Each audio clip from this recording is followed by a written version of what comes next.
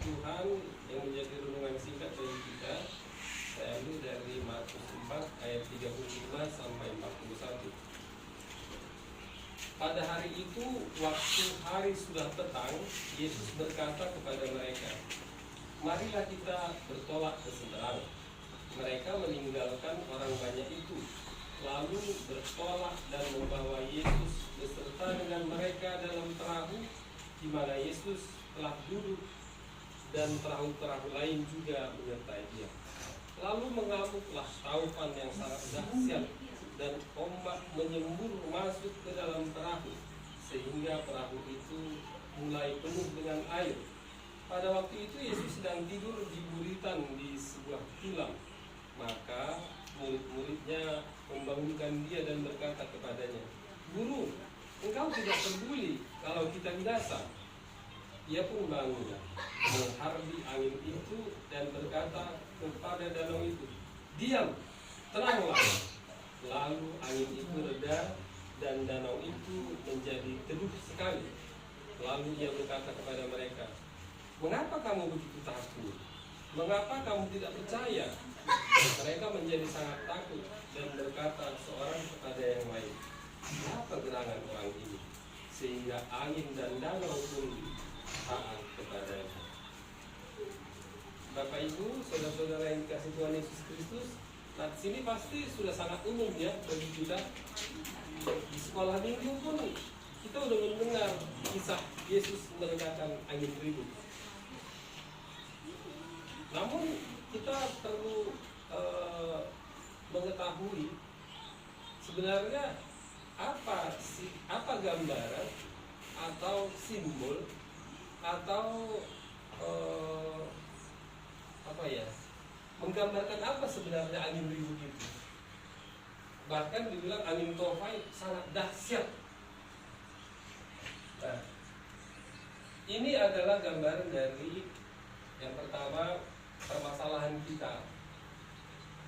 Ya, permasalahan kita tadi kita sudah berbicara, memang paling berat sekarang penyakit.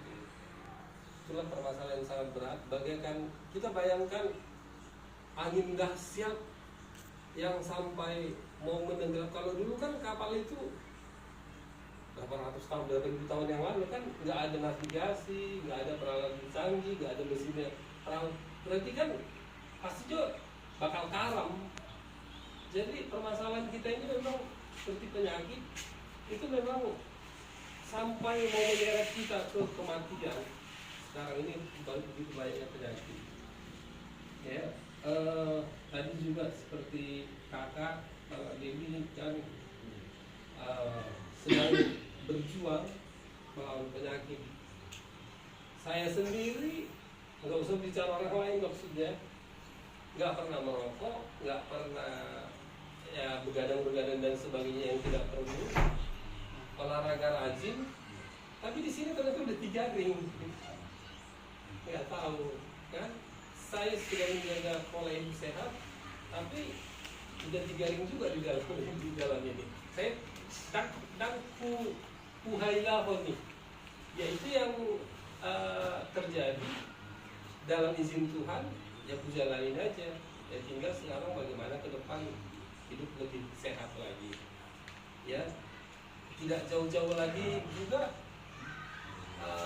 Apalagi tungganeku Bapak Sibinoto teh, songoni do sahibna pola menunjuknya. Jadi memang permasalahan yang sampai menyeret kita ke kematian itu seperti perahu yang mau karam.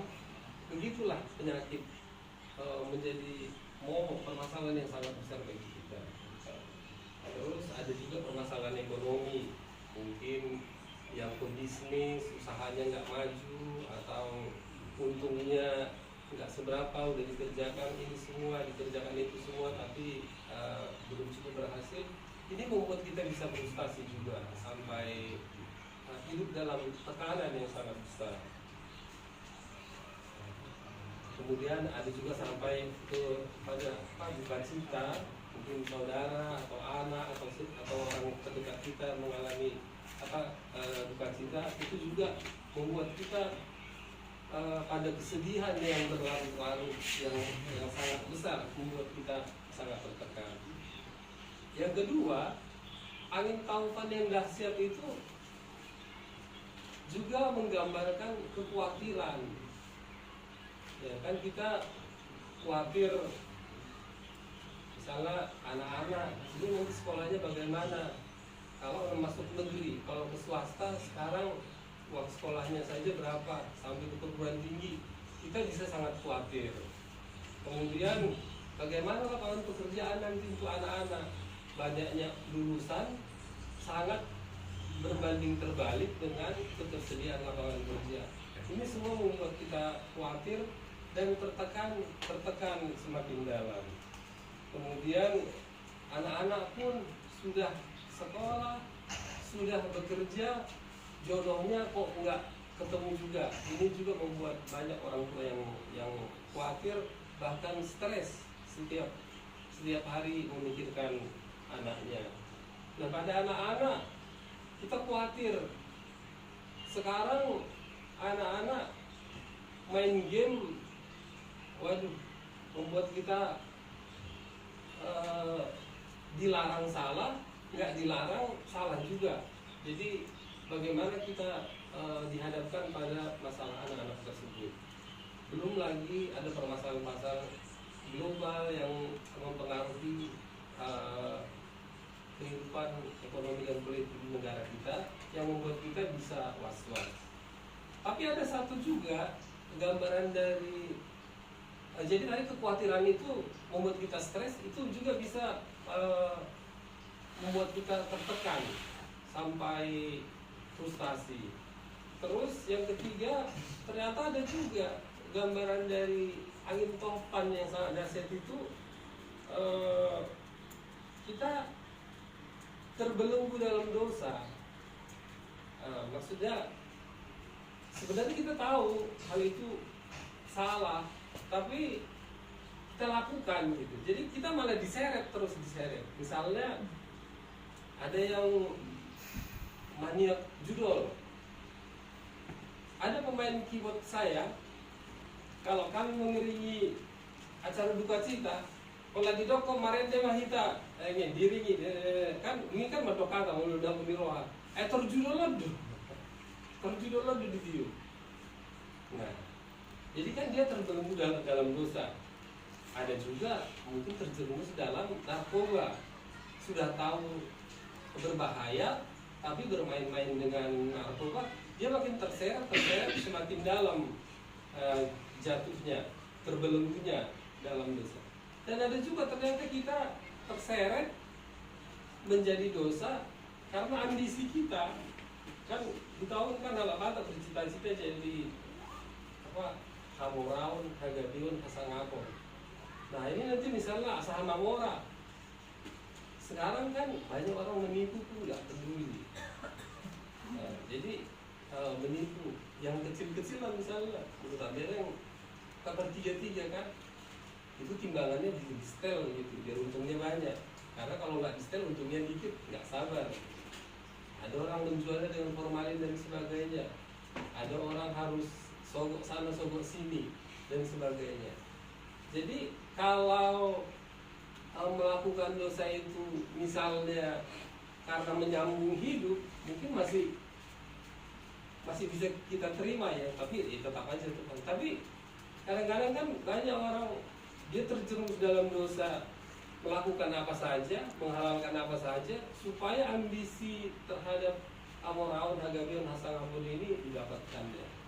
Jadi semakin terjerumus dalam dosa. Jadi itulah 3 gambaran dari angin taufan. Kalau dibilang sangat dahsyat itu seperti tadi saya bilang kan, membuat tekanan yang begitu besar, menyeret kita sampai hampir tenggelam. Nah, mungkin yang lebih relevan lah ya sekarang seperti tadi saya bilang penyakit lah. Penyakit ini memang sangat berat. Jadi seperti mungkin kita sama seperti murid-murid Yesus itu ya, sudah bersama Yesus, tapi kan tidak percaya mereka, sampai mereka ketakutan berseru-seru minta tolong pada Yesus. Kita harus yakin dan percaya bahwa di dalam Tuhan, berserah diri pada Tuhan, apapun yang kita hadapi pasti akan dimenangkan. seperti murid-murid Yesus itu yang bebas dari amukan angin topan yang dahsyat tersebut. Tidak ada yang mustahil bagi Allah. Tinggal bagaimana kita berserah diri sepenuhnya. Karena kita ini kan manusia tidak sempurna, ringkih, terbatas. Sepanjang apa yang bisa kita lakukan, yang kita percaya sebagai perpanjangan tangan Tuhan untuk menyembuhkan, misalnya membawa ke pengobatan yang paling baik, kita percaya itu sebagai cara Tuhan menjamah kita, menyembuhkan penyakit kita.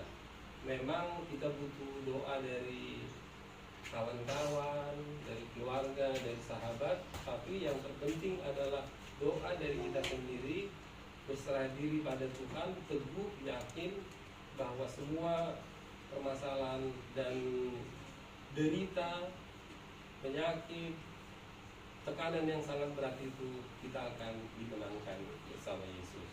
Jadi semoga kita dalam jalan hari-hari ke depan dikuatkan selalu oleh Tuhan, sehingga kita dimenangkan dan penuh dengan sukacita. Amin. Kita berdoa. Bapa Surgawi, terima kasih karena Engkau sudah menyapa kami dengan melalui firman-Mu dan Engkau memberkatinya.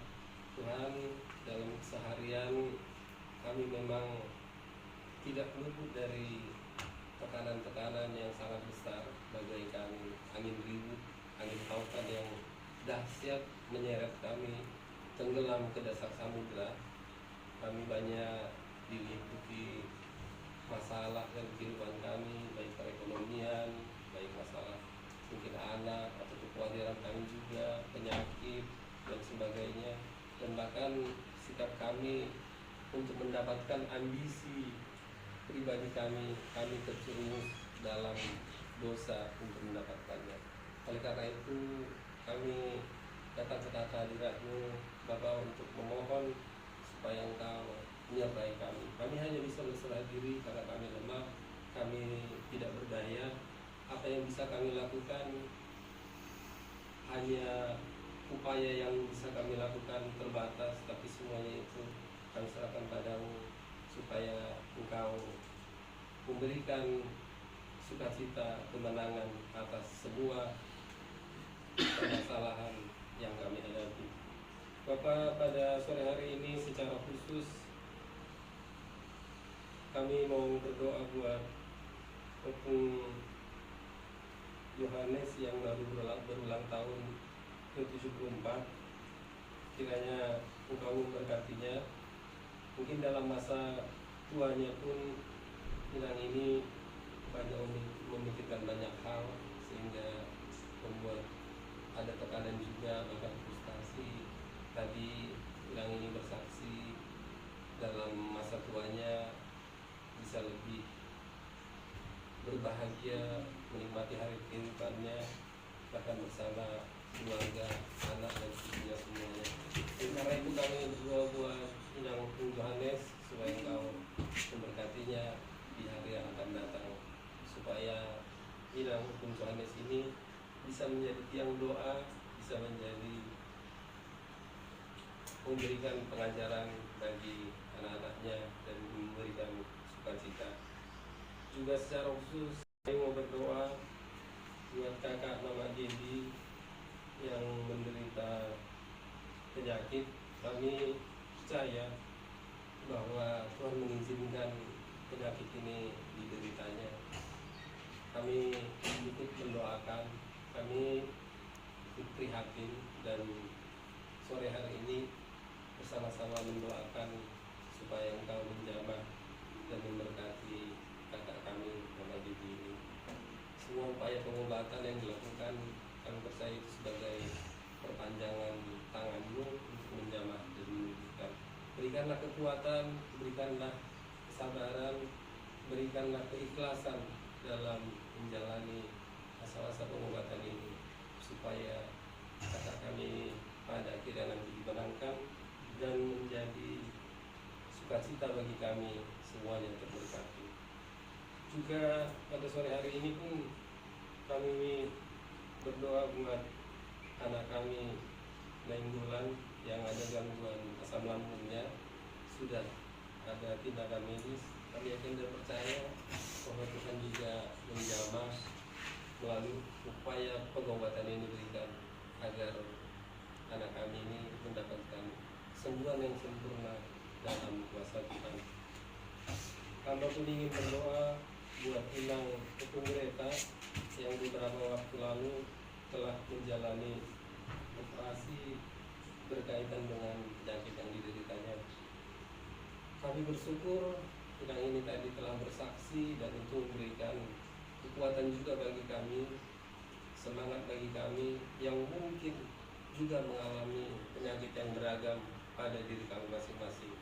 Dengan upaya yang maksimal yang bisa dilakukan dan pertolongan berkat Tuhan menjamah melalui pengobatan itu, Inang kami ini mengalami proses penyembuhan yang baik. Kami berdoa di kemudian hari supaya kesehatan Inang ini dapat dipulihkan sempurna seperti sedia kala. Ya Tuhan, pada sore hari ini kami berdoa buat semua keluarga Sumbu Raja, jauhkanlah kami dari penyakit. Kalaupun kami mengalami penyakit, supaya Engkau menolong kami dan jelaskanlah kami dari penyakit tersebut, agar kami disembuhkan dan kami beroleh sukacita, kekuatan untuk menjalankan tugas-tugas dan tanggung jawab kami sehari-hari. Bapak semua, para Luhur Raja, kami serahkan